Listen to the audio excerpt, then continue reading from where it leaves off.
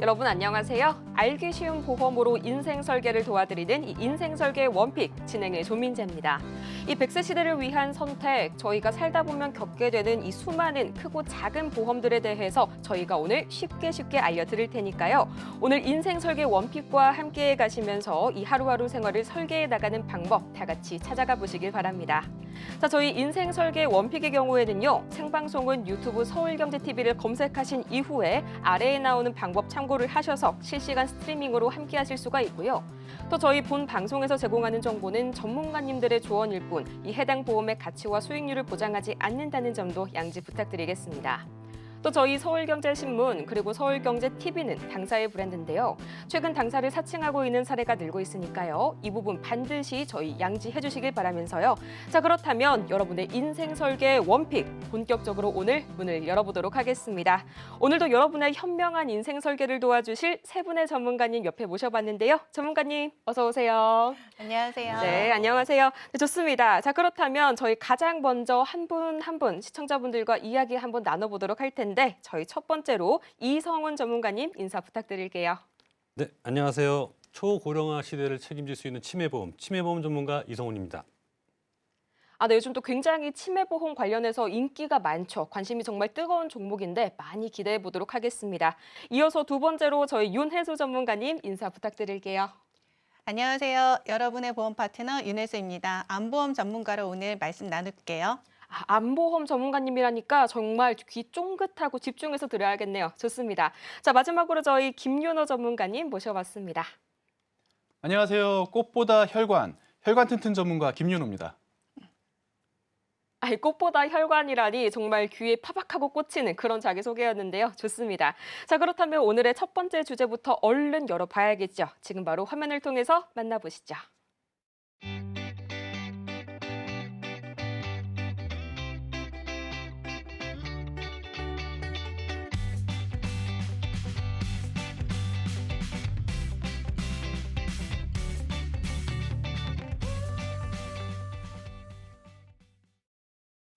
네, 오늘의 첫 번째 주제는 바로 치매보험 그리고 재가보험 만나보도록 하겠습니다.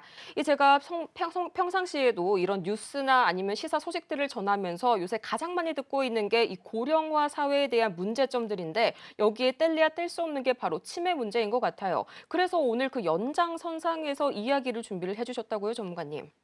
네, 저희가 이제 초고령화 사회로 갔다가 진행이 되면서 가장 위협적이고 공포스러운 질병이 어떤 게 있을까요? 아무래도 깜빡깜빡하는 치매가 제일 좀 무섭지 않을까요? 네, 맞습니다. 이제 노화로 인해 인지 기능이 저하된다든지 그 일상생활에 장애를 입는 치매입니다. 근데 치매가 암보다도 더 무섭다고 하는 이유가 어떤 건지 혹시 아시나요? 제가 또 약간 들어봤었는데 이제 보통 암은 내 자신이 고생하는 그런 문제이지만 치매는 내가 아니라 내 가족들이, 내 사랑하는 주변 사람들이 많이 힘들어하는 그런 질병이라고 하더라고요. 네, 맞습니다. 우리나라 사망 원인이 아무리 현대의학이 증가됐다고 하더라도 나중에 이제 저희 윤혜수 전문가님이 설명해 드리겠지만은 아직까지는 사망 원인 1위는 암입니다. 그 암보다도 치매를 더 무서운 질병으로 갖다 꼽는 이유는요. 아마도 자신이 암에 걸려서 고생하는 것보다 내가 치매에 걸려서 고생하는 걸 남은 가족들이 케어해야 된다는 점, 그리고 살아는 있지만 자기 자신을 잃어간다는 막연한 두려움 때문에 치매를 원탑으로 갖다가 뽑지 않나 싶습니다. 아직까지 한국은 가족 구성원 중에 한 명이라도 치매가 걸린다라고 하면은 온전히 가족들이 간병을 하고 있는데요. 노령화 사회가 급속도로 진행되고 있는 한국은 치매에 대한 대책이 부족한 게 사실입니다. 다행히 2017년부터 치매 국가 책임제를 통해 전국 보건소에 치매 안심센터가 늘어나고 있고요. 혜택도 점점 늘어나고 있다 보니까 다행이다라고 볼 수 있는데요. 또한 보험사에서도 치매보험뿐만이 아니라 노인 장기 요양 등급에 따른 재가보험에 대한 것도 많이 상품이 나오고 있으니까 활용하시는 게 좋다고 생각됩니다. 네, 정말 맞아요. 요즘 거리를 나가보면 이제 어린아이들보다는 약간 어르신분들이 정말 눈에 많이 띄고 있긴 한데 좀 그런 면에서 요즘 치매보험이 우리 사회의 단면을 가장 좀 잘 보여주는 그런 보험이 아닐까 싶네요. 네, 중앙치매센터에 따르면 치매 환자는 2015년 약 63만 명에서 2025년 약 108만 명으로 증가할 것으로 정부에서는 예상하고 있고요. 치매 전 단계인 경도인지장애 환자도 2015년 146만 명에서 2025년 236만 명으로 늘어날 것으로 갖다가 보고 있습니다. 이 수치는 10년 새 발생 환자가 2배 가까이 늘어날 것으로 갖다 예상을 하고 있는데요. 이유는 아무래도 우리나라의 초고령화 사회가 된다라는 반증이겠죠. 치매는 퇴행성 질환 또는 뇌혈관계 질환 등으로 인해 기억력, 언어 능력, 진압력, 판단력, 수행 능력 등의 기능이 저하됨으로써 일상생활에 지장을 초래하는 후천적 다발성 장애입니다. 치매가 걸리면은 최근의 사건에 대해서 기억을 하지 못한다든지 심할 경우 언어나 단어에 대해서도 기억을 못하는 경우들이 많고요. 사물이나 사람의 이름이 기억을 못하는 경우도 많습니다. 혹은 지금이 몇 년도인지라는 날짜와 시간에 대한 감각이 점점 무뎌지기도 하고요. 자주 다니던 마트에서 길을 잃어버리거나 집안의 간단한 도구가 어디에 있는지 다루지를 못하는 경우도 많습니다. 그런 것들을 보장해 주는 것이 바로 치매보험입니다. 그렇죠. 이렇게 치매에 걸리면은 나 자신을 잃어버린다 이런 표현을 좀 많이 들어봤는데 또 무서운 게 제 주변의 사례를 보자면요. 뭐 기억뿐만 아니라 성격까지 좀 많이 변하는 그런 사례들이 많더라고요. 네, 지금까지 말씀드린 거는 인지 기능에 대한 변화를 말씀을 드린 거고요. 정신 행동 증상에서도 변화가 옵니다. 감정을 조절하지 못한다든지 그래서 슬프거나 기분이 처진 것처럼 행동하기도 하고요. 가만히 있지 못해서 자꾸 몸을 움직이는 경우도 있고요. 간혹가다 환각 증세나 망각 증세를 보여서 실제는 존재하지 않는 사람을 자꾸 부르기도 하고요. 주변에 대해 관심과 흥미를 잃어버리기도 합니다. 치매의 종류 및 비율을 살펴보면은 알츠하이머 치매가 50%, 혈관성 치매가 약 20에서 30%, 파킨슨 치매, 루이 수치 치매가 10%, 기타 치매가 10에서 15%를 차지하고 있습니다. 이 치매에도 굉장히 여러 가지 그런 종류들이 있었네요. 자, 그러면 이 종류에 따른 특징도 다 다르게 나타날까요? 네, 각 치매의 특징을 좀 살펴보면요. 먼저 치매의 원인 중에 가장 대표적인 게 알츠하이머 치매인데 뇌세포의 퇴화로 기억력을 포함한 다양한 인지 기능에 점진적으로 저하되면서 일상생활에 장애가 초래되는 만성 뇌혈관 질환입니다. 여기서 퇴행성의 의미는 정상적인 사람이 나이가 들면서 서서히 세포가 손상되어 점차적으로 치매 증상이 나타나는 경우를 말하는 것인데 증상은 서서히 시작되고 초기 단계에는 최근에 일어난 일을 기억 못하거나 익숙하게 처리했던 일을 수행하지 못한다거나 신경세포가 점차 손상되면서 정신 집중이 안 되고 쉽게 혼돈에 빠지거나 성격이 변하게 되며 참을성이 없어지고 목적 없이 이곳저곳을 헤매게 됩니다. 그러다 보니 판단력이 흐려지게 되죠. 정말 이야기만 들어도 너무너무 무섭네요. 자, 그런데 앞에서 말씀하셨던 이 혈관성 치매, 이거 같은 경우에는 또 어떤 특징을 가지고 있을까요? 네, 두 번째로 많은 것이 혈관성 치매입니다. 혈관성 치매는 동맥경화나 혈전 등의 원인으로 인해 뇌혈관이 막히거나 좁아진 것이 원인이 되어 뇌 안에 흐르는 혈액의 양이 줄거나 뇌혈관이 막혀 뇌 손상이 생기는 경우인데요. 우리가 흔히 뇌혈관 질환의 후유증이라고 보시면 됩니다. 발음장애, 얼굴이나 팔다리 마비, 삼킴곤란이라든지 요실금과 같이 뇌졸중에서 나타나는 증상들이 나타나기도 하고요. 다행히 혈관성 치매는 미리 진단하여 예방하실 수가 있습니다. 여러 위험 인자를 미리 발견하고 조절하면 뇌졸중이 생기는 것을 막을 수가 있고 그렇게 하면 자연히 혈관성 치매를 예방할 수가 있습니다. 심하지가 않은 혈관성 치매 같은 경우는 치료하면 어느 정도 극복도 가능하고요. 하지만 뇌졸중이 이미 생긴 경우에는 다시 재발하거나 또 다른 뇌졸중이 발생되지 않도록 적극적인 치료와 지속적인 검진이 필요합니다. 세 번째 치매는 파킨슨병 치매입니다. 파킨슨병은 행동이 느려지거나 뻣뻣한 움직임, 손의 떨림, 종종 걸음 등이 파킨슨 증상의 대부분 증상인데 치매가 파킨슨 증상보다 먼저 발생이 된다라고 하면 루이 수치 치매, 치매가 파킨슨 증상보다 나중에 나타난다라고 하면 파킨슨 치매의 가능성이 높습니다. 개인별로 조금씩 차이는 있을 수 있습니다. 혹시 MC분 술 좋아하시나요? 저는 다행히 술은 그렇게 즐겨 하진 않습니다. 그렇다면 너무 다행입니다. 네 번째는 알코올성 치매입니다. 술을 마시고 필름이 끊겨서 기억을 저장하는 역할의 해마가 손상되어 자꾸 나타나는 블랙아웃 현상이 지속적으로 반복된다게 되면은 알코올성 치매로 이어질 수 있습니다. 알코올이 신경세포에 주는 영향이 다양하다 보니 결과적으로 나타나는 치매 또한 다양한데요. 대표적인 증상은 감정과 충동을 조절하는 기관인 전두엽이 손상되면서 음주를 하면 폭력적인 성향을 보이거나 술을 마시지도 않았는데도 자꾸 기억이 깜빡깜빡한다거나 비틀비틀거린다는 움직임의 문제라든지 기억력이 현저히 저하되는 현상들이 있습니다. 술 좋아하시는 시청자분들께서는 술은 적당히 하시는 게 좋습니다. 마지막으로 가역성 치매인데요. 가역성 치매는 특정 질환이나 영양소 결핍으로 인해 나타나는 원인으로 치료하거나 부족한 영양소를 채워주면 회복하는 것이 특징입니다. 대표적인 원인은 갑상선 기능 저하증, 알코올 중독, 비타민 B 결핍, 정상압 수두증이 있는데 가역성 치매는 치료 시기를 놓치면 치료가 어려워진다는 점을 좀 주의해 주시면 좋겠습니다. 네, 이렇게 해서 저희 치매에 대해서 자세하게 알아봤는데요. 왜 대체 치매가 나보다도 가족들이 더 힘든 병인지를 몸소 좀 체험하게 된 그런 간접적으로나마 알게 된 계기가 됐습니다. 그런데요, 전문가님, 네. 저희도 이제 저희 아빠께서 막 환갑을 넘으셨거든요. 그래서 제가 이 치매보험을 알아보다가 또 국가에서 이 사회보험제도라는 아주 좋은 제도가 있다는 걸 알게 됐어요. 이게 어떤 내용일까요? 네, 대한민국은 정말 살기 좋은 나라입니다. 그러나 대한민국에 지금 치명적인 문제점이 두 가지나 있습니다. 첫 번째가 고령화 사회로 노인 인구가 증가한다는 점. 둘째는 저출산 문제로 후대의 젊은 인수가 지속해서 감소되고 있다는 점. 그래서 국가에선 노인장기 요양보험 제도라고 해서 고령이나 노인성 질병 등으로 목욕이나 집안일 등 일상생활을 혼자 수행하기 어려우신 분들에게 신체활동, 가사지원 등의 서비스를 제공하는 제도입니다. 저도 주변에 연세가 있는 분들이 많지만 이 재가보험이라든지 아니면 장기 요양 등 보험 이런 것들의 등급 판정 상당히 좀 생소한 내용인 것 같아요. 전문가님 좀 쉽게 설명을 해주실 수 있을까요? 네, 재가급여 보험은 잘 알기 위해서는 국가지원제도인 노인장기요양보험 제도에 대한 이해가 필요합니다. 먼저 65세 이상인 경우 장기요양 인정신청서와 의사소견서를 제출을 통해 신청이 가능하고요.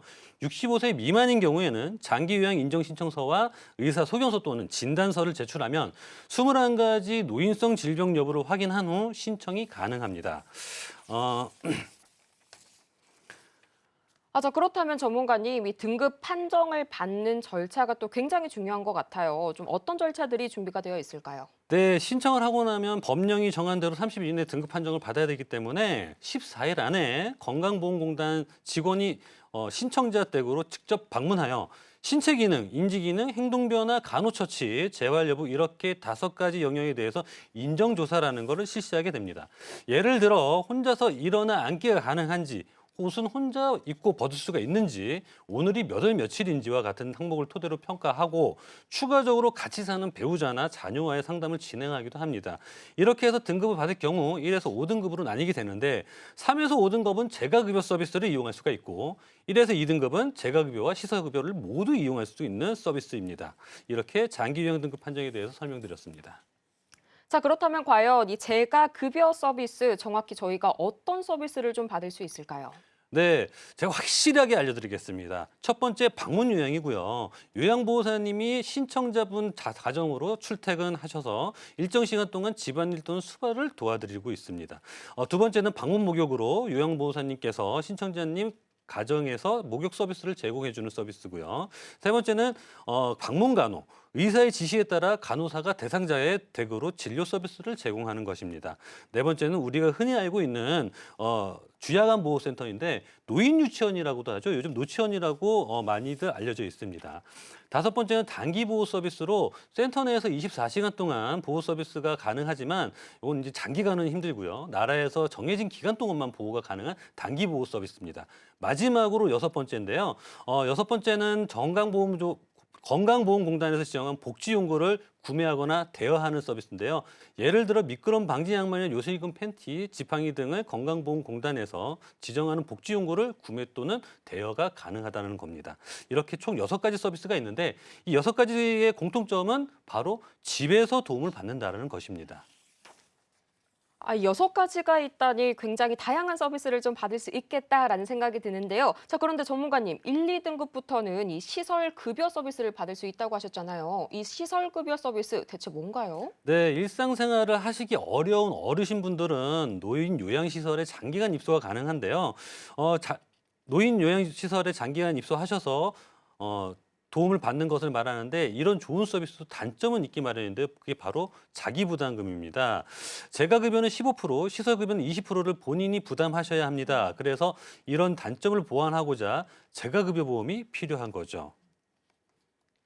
이 자기 부담금이요. 좀 그렇다고 하면 이 치매보험의 형태도 조금씩은 달라질 수 있겠다라는 생각이 드는데 뭐 실제로 어떤 것들이 있을까요? 네, 그래서 재가보험이라는 형태의 보험이 새로 나오기도 하였습니다. 이 재가보험이요. 저는 좀 약간 처음 듣는 것 같은데 이 치매보험과 재가보험 뭐 특별한 차이가 있을까요? 네, 치매보험은 치매 증상을 측정하는 CDR 척도를 통해 경도에서 중등도, 중등도에서 중증으로 나뉘어 진단금을 받게 됩니다. 개념이 어렵다면 치매라는 병력에 한정되어 등급에 따라 진단금이 나오는 보험이고요. 재가보험은 국가지원 제도인 노인요양보험에서 등급 판정에 따라 지원 혜택을 선택받을 수 있는 보험입니다.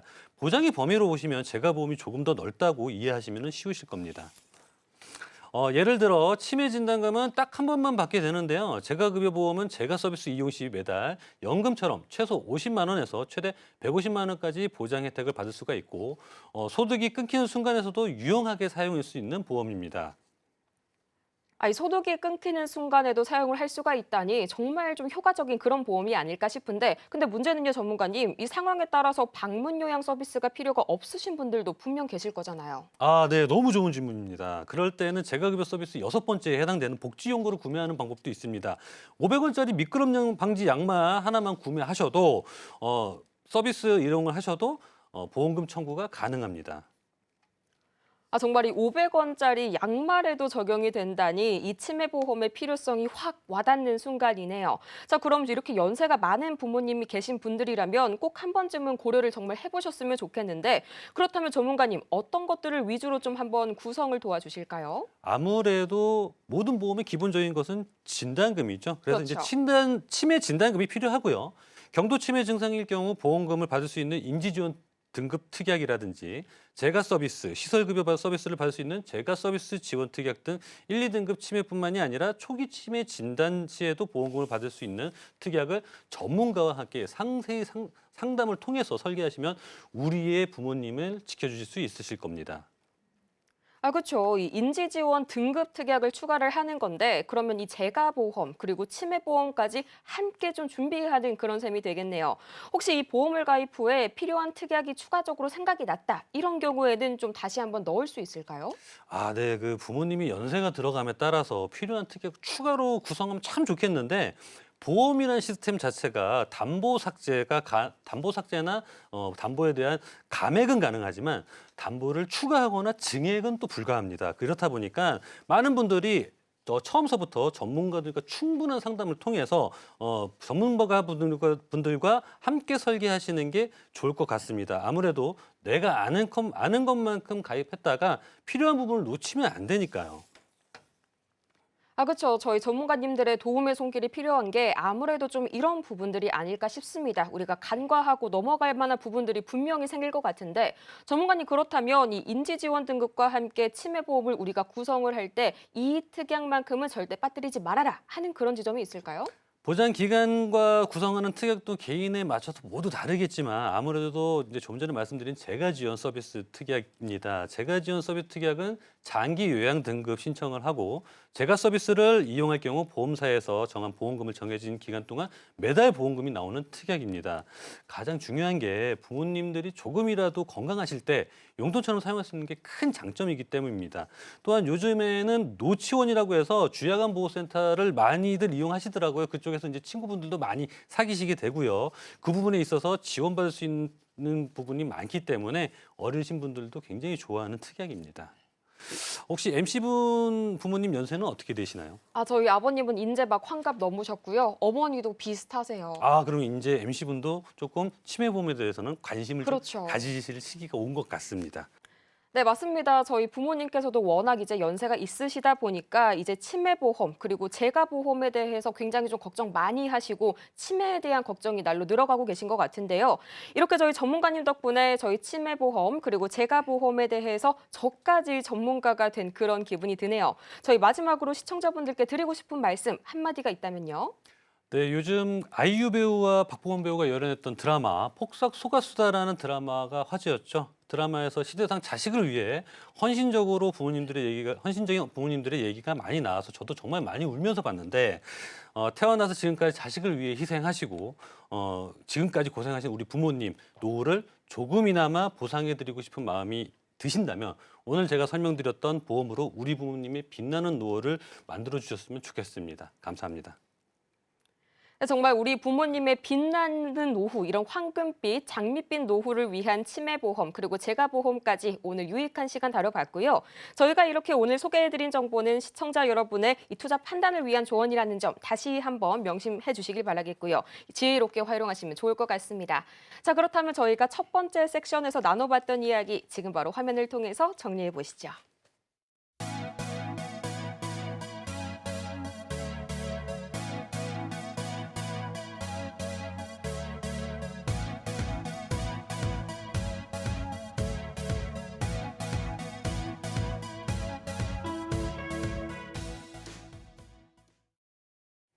네, 다음으로 바로 이어서 오늘의 두 번째 주제 바로 만나보시죠.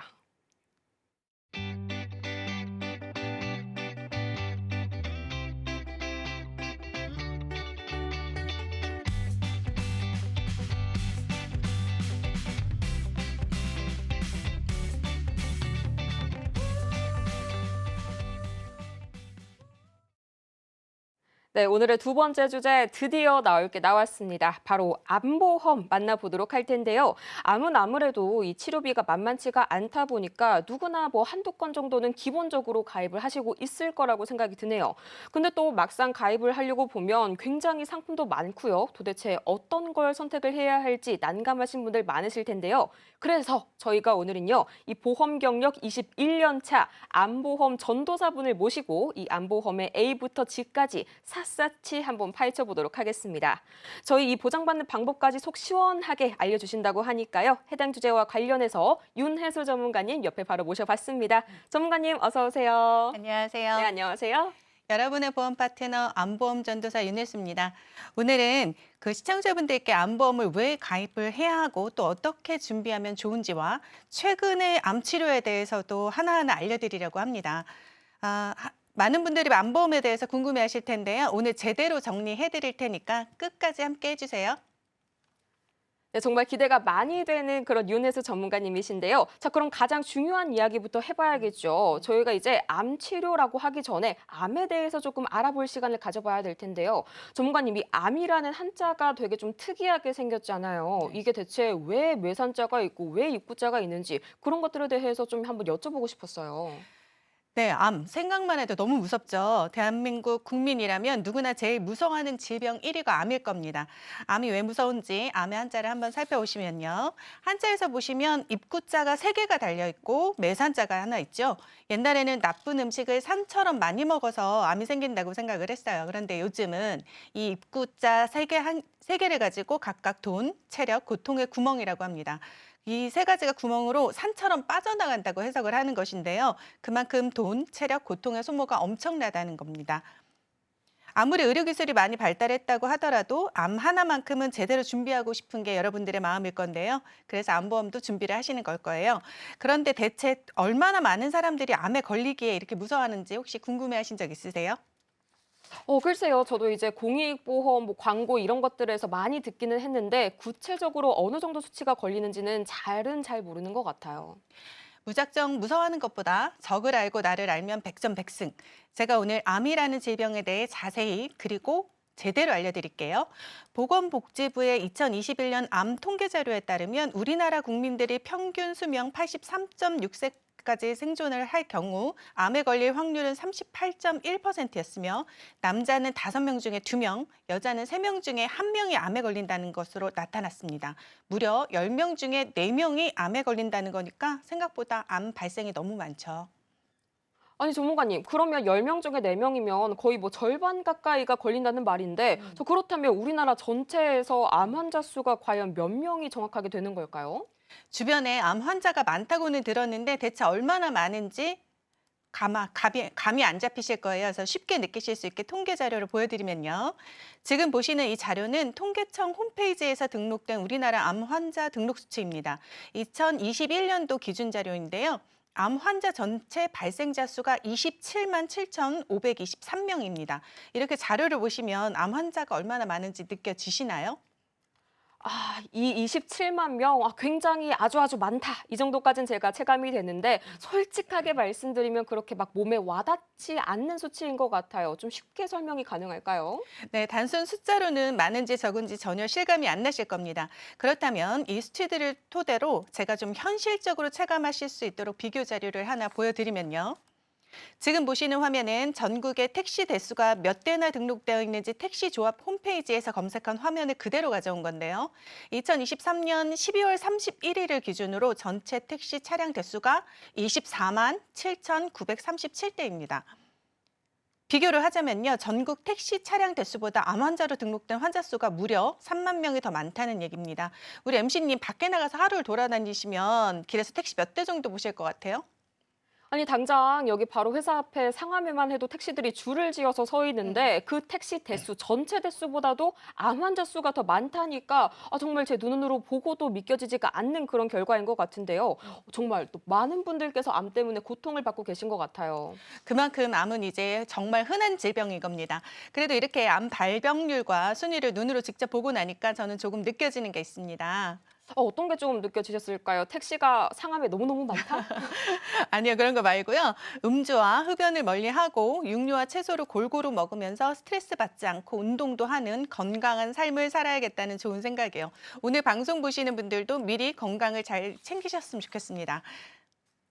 네, 저도 정말 건강 관리에 있어서 좀 반성을 많이 하게 되는 그런 오늘이네요. 그렇다면 이 남자와 여자에게 있어서 암이 똑같이 발생을 하는지 이런 것도 굉장히 궁금한데요. 전문가님, 아무래도 좀 발병률이 다르게 나타날 것 같아요. 네, 남자와 여자의 암 발생률은 당연히 다른데요. 우선 남성부터 말하자면 폐암, 위암, 대장암, 전립선암, 간암 순으로 발병이 높았습니다.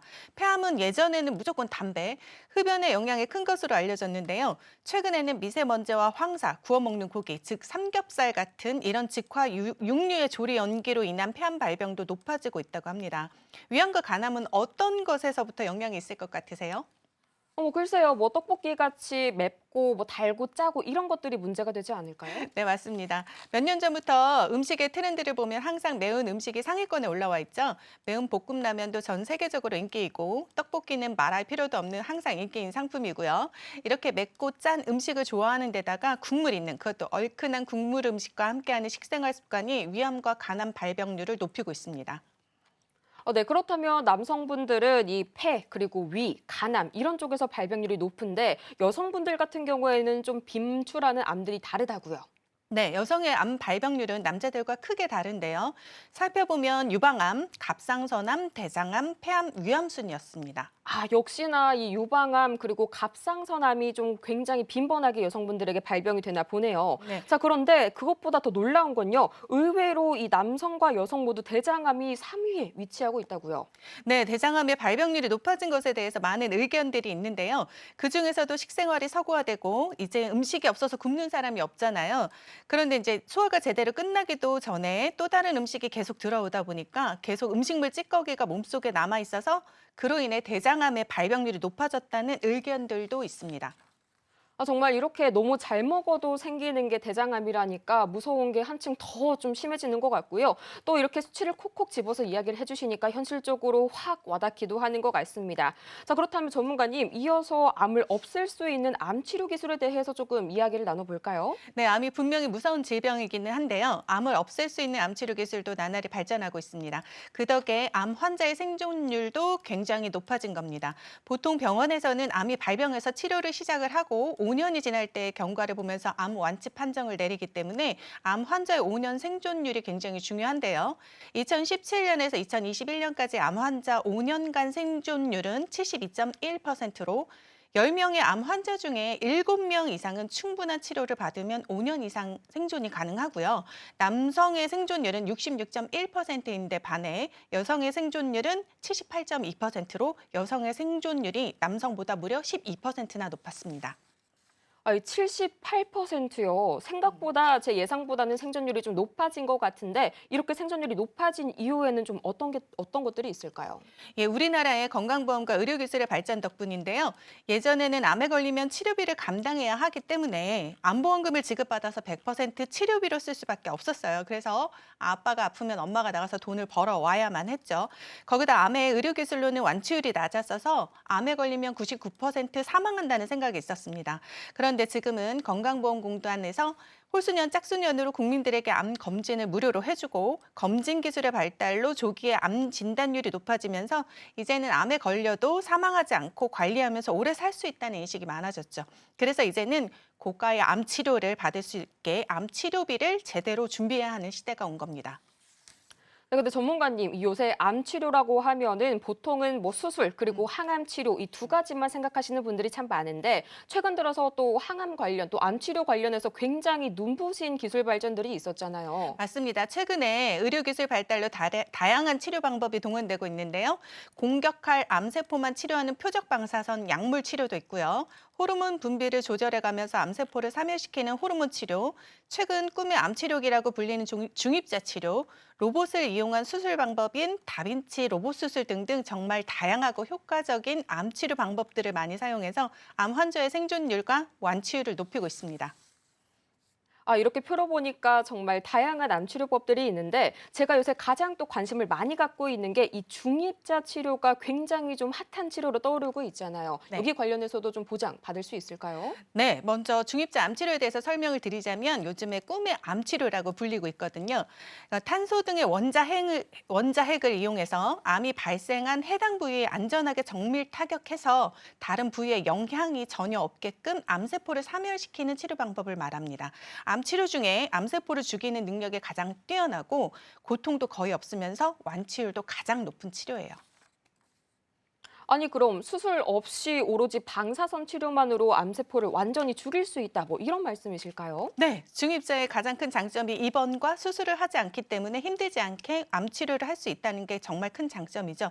다만 1회로 끝나는 치료가 아니라서 암에 따라서 최대 1년의 치료 기간이 걸릴 수도 있습니다. 아니 그렇다면 이렇게 쉽고 또 빠르고 고통도 없고 수술도 필요가 없고 그렇다면 모든 분들이 다 이 중입자 치료를 받아야 되는 그런 게 아닐까요, 전문가님? 맞아요. 다만 아직까지는 이제 폐암, 전립선암, 유방암, 췌장암 같이 일부 암에만 운영하고 있고요. 차차 모든 암으로 확대되는 중입니다. 전립선암 같은 경우는 첫 치료를 받기까지 무려 2년이나 걸릴 만큼 치료를 원하는 대기자가 많기도 합니다. 아, 2년이라니 정말 좀 시간이 많이 걸리기는 하네요. 아, 그래도 이렇게 꿈의 치료법을 받을 수만 있다면 뭐 2년 기다릴 수 있겠다 싶은 분들 많으실 텐데요. 문제는 아무래도 좀 고가의 그런 치료 비용이 들지 않을까 하는 걱정이 드네요, 전문가님. 네, 중입자 치료는 누구나 완치가 가능하지만 누구나 받을 수는 없어요. 왜냐하면 치료비가 상상을 초월하기 때문입니다. 이미 방송 뉴스에도 여러 차례 나왔지만 평균 치료비가 7, 8천만 원에 달하는 고가의 치료예요. 아니 이게 뭐 700, 800이 아니라 7천, 8천이라고요. 네. 역시나 근데 이렇게 또 비싼데도 2년을 기다려서 받으시는 분들이 정말 줄을 섰다는 게 정말 마음이 아픈 것 같습니다, 전문가님.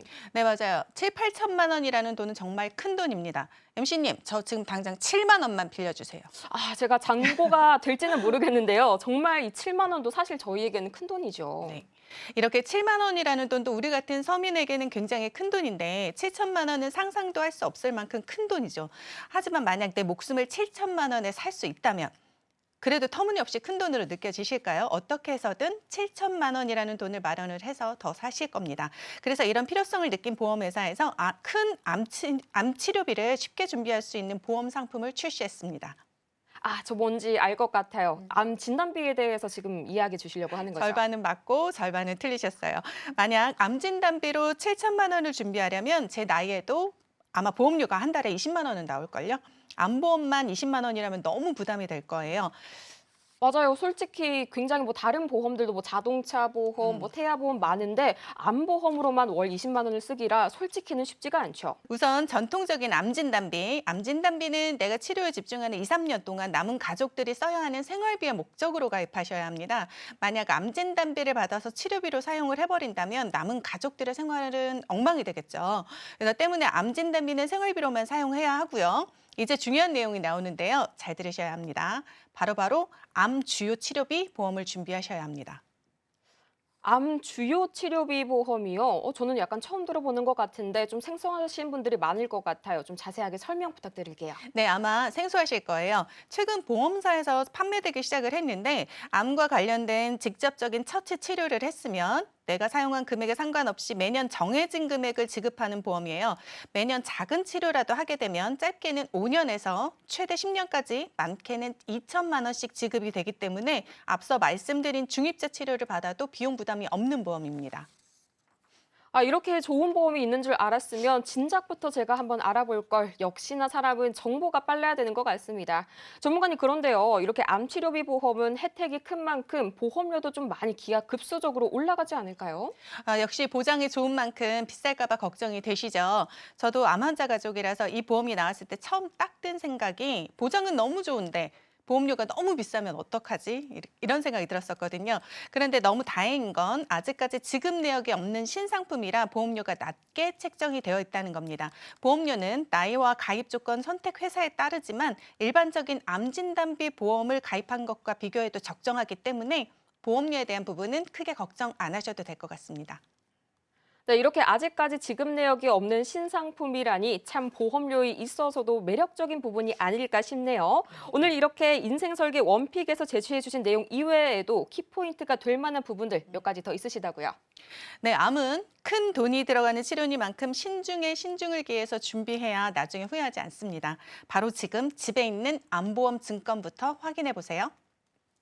네, 저도 오늘 집에 가자마자 바로 이 암보험 약관들 그리고 증권들까지 한번 살펴봐야겠습니다. 오늘 이렇게 저희 윤혜수 전문가님과 함께한 내용들은 시청자 여러분들의 투자 판단을 위한 조언이라는 점 다시 한번 명심해 주시길 바라고요. 저희는 마지막으로 이 내용 한번 다시 한번 정리하고 오겠습니다. 화면으로 보시죠.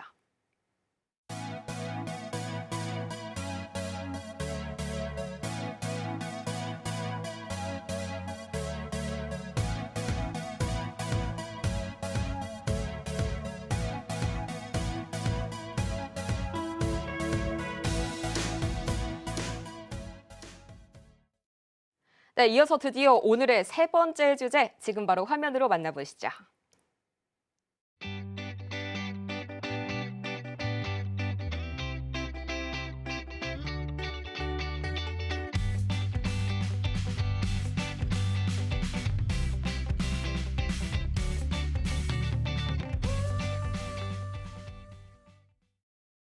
네, 오늘의 세 번째 주제는 바로 이 혈관 질환 주의보 등장이 됐는데요. 사실 요새 날씨가 갑자기 다시 추워지고 있죠. 이런 날씨일수록 이 혈관 질환 굉장히 중요하게 생각을 해야 한다. 많은 분들이 말씀하시잖아요. 오늘 그래서요, 저희가 준비해봤습니다. 저희 김윤호 전문가님과 이야기 나눠보도록 할게요. 전문가님, 안녕하세요. 네, 안녕하세요. 네, 오늘의 주제 선정 이유 대체 뭘까요? 꽃보다 혈관. 꽃 보면 우리가 이쁘고 아껴주고 싶잖아요. 그만큼 내 혈관도 보이지는 않지만 아끼고 충분히 잘 관리를 하셔야 됩니다. 이 혈관에 관련된 진단들이 요새 굉장히 많이 늘어나고 있는데 안타깝게도 보장을 제대로 못하고 계신 분들이 많아서 그 부분 제가 오늘 자세하게 한번 설명드릴게요. 맞아요. 요새 제 주변 분들만 보더라도 이 혈관 질환 정말 많이 빈번하게 발생을 하는 것 같습니다. 대체 이런 무서운 질병 왜 발병을 하는 걸까요? 우선 발병 이유 중에 첫 번째는요. 요즘 날씨가 너무 갑자기 추워졌잖아요. 이 급격한 온도의 변화 때문입니다. 이 밖에 있다가 갑자기 안에 들어왔다든지 안에 있다가 갑자기 밖으로 나가게 되면 혈관이 급격하게 수축과 완화를 하거든요. 이 과정 중에 내 몸에 있던 혈전이라든지 이런 게 쌓이게 되고요. 이 막힌 혈관이 갑자기 터지게 되면은 뇌출혈이라는 증상이 발생이 될 수도 있습니다. 특히나 혈관이 좁아진 상태에서 혈류 흐름이 원활하지 않은데 어느 한 부분에 피가 많이 뭉쳐 있다? 이러면 혈전이 생기게 되죠. 이 혈전 같은 경우는 뇌경색증을 유발할 수도 있는 굉장히 무서운 증상입니다. 특히나 이 뇌출혈 같은 경우에는 요즘에 많이 발병하지 않은데 약간의 이 나이 있으신 어르신분들에게는 아직도 뇌출혈이 많이 발병이 되기 때문에 온도 변화에 굉장히 중요하게 생각을 하셔야 되고요. 그 두 번째가 바로 요새 운동을 잘 못하는 거예요. 이제 직장 생활이라든지 날씨 탓에 운동을 못하는 경우가 많은데요. 우리가 운동을 원활하게 해야 내 심장 펌프가 피를 원활하게 이렇게 잘 돌게 해줄 수가 있는데 운동을 못하다 보니까 이 혈류의 흐름이 방해가 됩니다. 이로 인해서 혈전들이 이제 떡이 지는 경우들이 발생이 되는데 이런 경우 때문에 혈관 질환들이 많이 발병이 돼요. 특히 MC님 같은 경우에도 늦게 퇴근하실 텐데 운동 자주 하시나요? 솔직히 말씀을 드리면 운동 못한 지 좀 오래된 것 같습니다. 네, 이 직장인들이 다 똑같죠. 저도 그렇거든요. 이 운동을 못하게 되면서 이 발생하는 혈관 질환들 굉장히 중요합니다. 특히나 이 혈압과 콜레스테롤이 많이 발병이 되거든요. 이 상승하게 되면은 이 운동으로 인해서 이것들을 없애주는 것들도 굉장히 중요합니다. 자, 또 하나 이제 여쭤볼게요. 혹시 회식 자주 하세요? 솔직히 말씀드리면 제가 회식은 거의 안 하지만 야식을 좀 많이 먹고 있어요. 굉장히 안 좋은 습관이네요. 네. 특히 요즘 같은 경우 이제 직장인들은 음주, 이 회식을 통해서 음주와 맵고 짜고 단, 기름진 이런 음식들 많이 섭취하거든요. 윤혜수 전문가님이 맨날 기름진 곱창 좋아한다고 하시더라고요. 이런 것들을 맵고 짜고 단 거 먹게 되면은요, 혈관에 노폐물이 쌓일 수밖에 없습니다. 그리고 회식을 안 하더라도 집에 가서 누워 있으면 생각나는 그분, 음식 배달원. 네, 집에서 야식 배달시켜 먹고 소화도 다 되기 전에 잠을 잔다? 그럼 당연히 내 혈관 질환이 나빠질 수밖에 없겠죠. 이 회식과 야식으로 인해서 우리 몸은 병들어가고 있습니다. 그렇군요. 저도 집에 가서 당장 좀 배달 어플 지워야겠습니다. 자, 그런데 여기서 또 중요한 게 이 대표적인 혈관 질환하면 고혈압 이야기를 안 할 수가 없잖아요. 사실 저희 외할아버지께서도 현재 고혈압 약을 복용 중이신데 이 부분에 대해서 굉장히 궁금해하시는 분들 많으시더라고요. 맞습니다. 이 고혈압은 높을 고자 그리고 혈압을 써가지고 혈압이 수치가 높을 경우에 고혈압 진단을 내리는데요. 이 어떤 경우냐? 80에서 120 사이가 이 고혈압의 정상 수치라고 얘기를 합니다. 이것보다 더 높으면은 고혈압 진단을 받는데요. 이 30세 이상의 남자들 중에서 3명 중에 1명, 그 여자는 4명 중에 1명이 바로 고혈압이라고 하는데 충격적인 거는 30세 이상이라는 거예요. 예전에는 이 고혈압이라 그러면 40, 50대의 대표 질환이었는데 언젠가부터 30, 40대의 대표 질환으로 이게 바뀌게 됐습니다. 특히나 고혈압은 대부분 증상이 없어서 늦게 발견하는 경우가 많아요. 그래서 만약에 내가 이런 증상이 있다 그럼 빠르게 병원을 가서 고혈압 검사를 해보셔야 되는데요. 첫 번째, 원인 모를 두통이 자주 발생된다. 혈뇨, 그리고 심장 두근거림, 그리고 무력감과 피로감, 그리고 갑작스러운 코피가 발병이 된다면은요, 꼭 병원 가서 고혈압 검사를 해보시기 바랍니다. 아니 근데요 전문가님, 저희 외할아버지께서 뭐 술, 담배도 전혀 안 하시고 운동도 매일매일 하시고 정말 좋은 음식만 드시는데 대체 이런 고혈압이 왜 발병을 하신 걸까요? 제가 무서운 얘기 해드릴게요. 네. 고혈압은 가족력이 가장 크답니다. 네, 바로 이 유전 질환이기 때문이죠. 그러니까 내가 가족분들 중에 그리고 먼 친척분들 중에도 고혈압 환자가 있다. 그러면은 남들보다 더 고혈압에 더 신경을 많이 쓰셔야 되고요. 두 번째 또 후천적인 요인들이 있어요. 어떤 것들이 있냐? 맵고 짜고 단 거, 음식의 가장 첫 번째가 이제 후천적인 요인인데요. 이 서구화된 식생활과 이 값싼 음식들 때문에 이런 질환들이 많이 발생이 되고요. 그리고 이제 과음, 그리고 흡연, 그리고 모든 직장인들의 만병이죠. 스트레스, 이 스트레스와 이 칼륨 섭취 그리고 당뇨병 등으로 인해서 고혈압들이 많이 발생이 된다고도 합니다.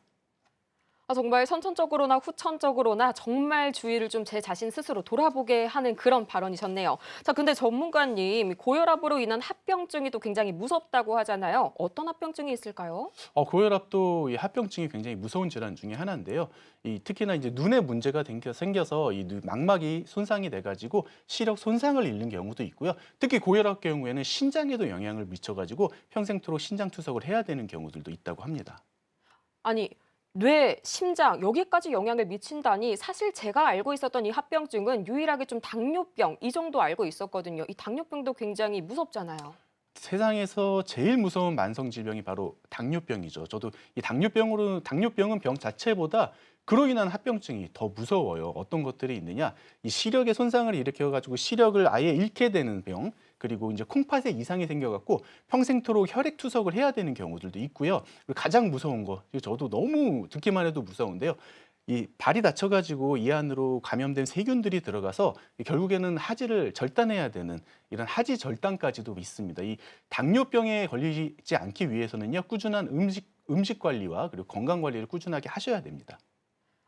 역시 괜히 이 당뇨병에 대한 악명이 높은 게 아닐까 싶네요. 자, 그렇다면 이 혈관 질환 관련 보험들 어떻게 우리가 단단하게 준비를 한번 해볼까요? 이 혈관 질환에 대해서는 일단 적을 알고 나를 알아야 됩니다. 일단 혈관 질환에 어떤 것들이 있는지를 먼저 보셔야 되는데요. 이 대표적인 혈관 질환은 바로 뇌와 심장 혈관이 있습니다. 근데 이 먼저 뇌에 대해서 먼저 말씀을 드리자면요. 이 뇌는 세 가지로 나눌 수가 있어요. 이 첫 번째가 뇌에 있는 혈관이 막히거나 좁아져서 피가 부풀고 부풀다가 결국에 터지는 거. 이 출혈이라 그러죠. 이 뇌출혈이 있습니다. 근데 요즘에는 이제 뇌출혈까지는 잘 안 가요. 왜냐하면 TV를 통해서 건강 정보가 워낙 많이 알려져 있어서 약간의 이상 증상이 있어서 병원에 가시면은 대부분 뇌혈관, 그거보다 조금 심하면 뇌졸중입니다.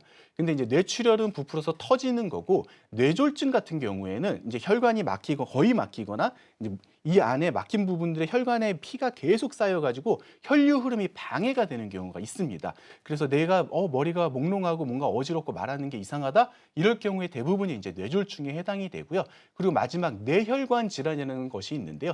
이 뇌혈관 질환에는 뇌혈관에서 발생하는 기초적인 질병들부터 앞서 말한 뇌졸중과 뇌출혈까지를 전부 다 포함하는 보장 범위가 가장 넓은 질환이에요.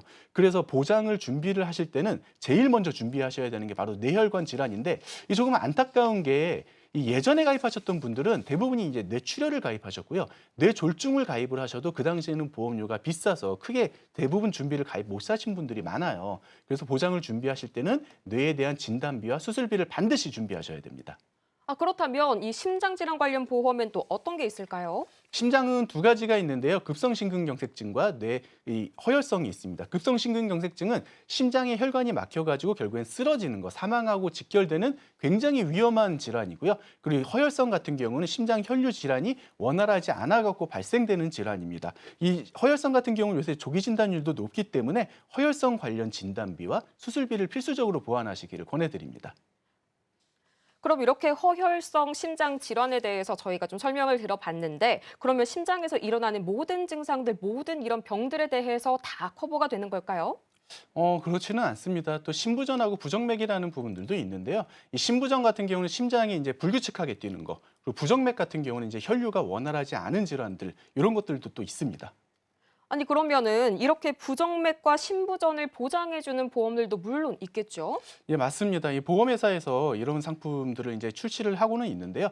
회사마다 각각의 조건이 다르기 때문에 이런 부분들은 꼼꼼하게 따지고 가입하셔야 됩니다.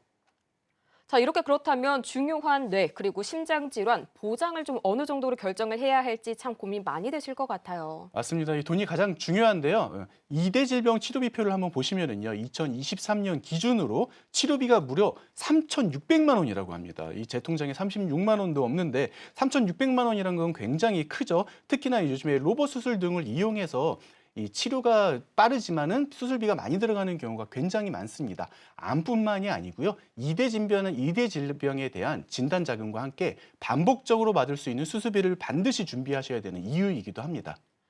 정말 들으면 들을수록 이 보험이 더 이상은 선택이 아닌 필수다라는 생각이 드네요, 전문가님. 네, 맞습니다. 요즘에는 이제 의학기술 발달로 어떤 질병에 걸리더라도 병원비만 충분하다면은 오래 살 수 있는 시기가 됐어요. 이제 다만 로봇 기술이라든지 신약들의 발달로 인해서 우리가 생각한 것보다 엄청나게 많은 병원비가 들어갑니다. 이런 부분들을 막을 수 있는 유일한 거는 바로 보험밖에 없다고 생각이 들어요. 네, 좋습니다. 이렇게 해서 저희 다 같이 이야기를 한번 정리를 해봤는데, 이 혈관 질환, 솔직히 저는 처음에는 관심이 없었는데 들으면 들을수록 정말 유의해야겠다, 벌써부터 준비를 해야겠다라는 생각이 드네요. 전문가님, 그렇다면 이 마지막으로 이 포인트들은 정말 주의해야 한다는 점 몇 가지가 좀 있을까요? 네, 이게 아무리 운동을 해도 나아지지 않는 게 우리 몸에 세 가지가 있습니다. 모발, 그리고 치아, 그리고 혈관. 이것들은 내 몸이 늙어감과 함께 같이 늙어가기 때문에 아무리 운동해도 좋아지지는 않아요. 다만 평소에 어떻게 관리를 하느냐에 따라 가지고 노화를 늦출 수 있습니다. 혈관 관리 꼭 하셔야 됩니다. 자, 이렇게 젊은 나이 때부터 반드시 필수로 해야 하는 혈관 관리, 여러분도 신경 많이 써보시길 바라고요. 저희가 이렇게 오늘 소개해드린 정보는 투자 판단을 위한 조언이라는 점 명심해 주시길 바랍니다. 자, 그렇다면 저희 세 번째 이야기 화면을 통해서 다시 한번 정리해 볼게요.